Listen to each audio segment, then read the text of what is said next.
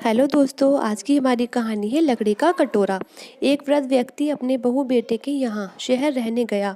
उम्र के इस पड़ाव पर वह अत्यंत कमज़ोर हो चुका था। उसके हाथ कांपते थे और दिखाई भी कम देता था। वह एक छोटे से घर में रहते थे। पूरा परिवार और उसका 4 वर्षीय पोता एक साथ डिनर टेबल पर खाना खाते थे, लेकिन वृद्ध होने के कारण उस व्यक्ति को खाने में बड़ी दिक्कत होती थी। कभी मटर के दाने उसकी चम्मच से निकलकर फर्श पर बिखर जाते, तो कभी हाथ से दूध छलककर मेज पोछ पर गिर जाता।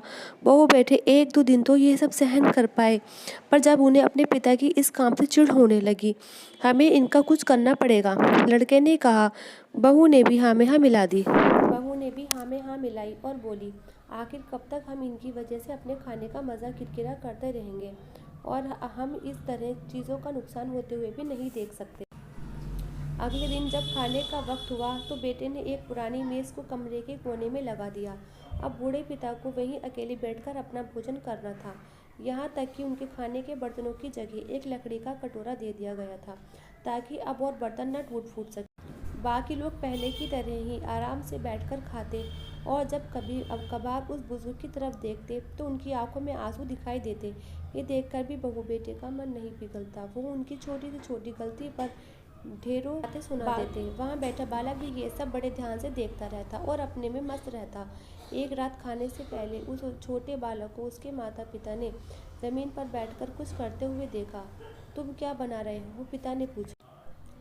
बच्चे ने मासूमियत के साथ उत्तर दिया, अरे मैं तो आप लोगों के लिए एक लकड़ी का कटोरा बना रहा हूँ, ताकि जब मैं बड़ा हो जाऊँ तो आप लोग इसमें खा सकें। और वह पुण्य अपने काम में लग गया। पर इस बात का उसके माता पिता पर बहुत गहरा असर हुआ। उनके मुंह से एक भी शब्द नहीं निकला और आंखों से आंसू बहने लगे। वो दोनों बिना बोले ही समझ चुके थे कि अब उन्हें क्या है।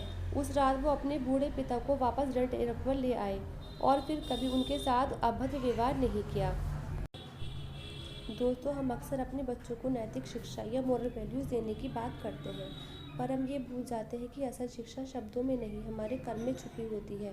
अगर हम बच्चों को बस यही उपदेश देते रहे कि बड़ों का और सबका सम्मान करो और खुद इसके उलट व्यवहार करते, तो बच्चा भी ऐसा ही करना सीखता है। इसलिए कभी भी अपने पेरेंट्स के साथ ऐसा व्यवहार न करें कि कल को आपकी संतान भी आपके लिए लकड़ी का कटोरा तैयार करने लगे। तो आई होप फ्रेंड्स कि आपको ये स्टोरी पसंद आई होगी। पसंद आई हो तो चैनल को लाइक कीजिएगा, शेयर कीजिएगा और सब्सक्राइब कीजिएगा। Thank you.